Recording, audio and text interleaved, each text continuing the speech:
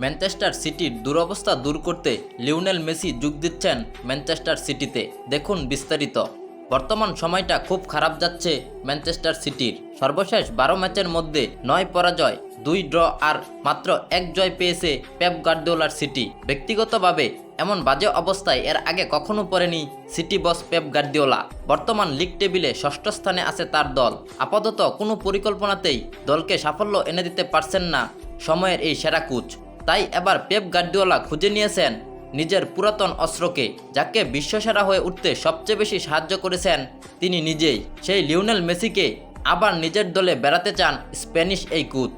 Pep গার্দিওলার বিশ্বাস, সর্বকালের সেরা তারকা লিওনেল মেসিই পারেন সিটিজেনদের চলমান এই সমস্যা থেকে বের করতে। ইটালিয়ান সংবাদ মাধ্যম টোটো স্পোর্টস এমনটাই জানিয়েছে।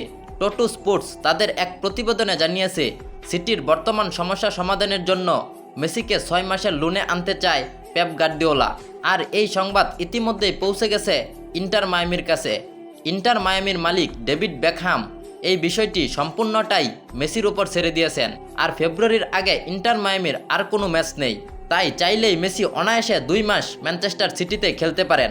উল্লেখ্য যে লিওনেল মেসি তার ক্যারিয়ারের সবচেয়ে বেশি সময় খেলেছেন পেপ গার্দিওলার অধীনে।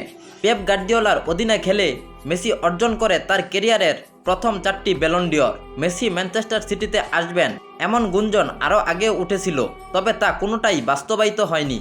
এইবারের গুঞ্জনটা বাস্তবায়িত হবে কিনা তা সময়ই বলে দিবে। প্রিয় দর্শক, আপনাদের কি মনে হয় মেসি কি তার প্রথম গুরুর আহ্বানে সাড়া দিয়ে লোনে ম্যান সিটিতে যোগ দেবেন? কমেন্টে জানিয়ে দিন আপনার মতামত।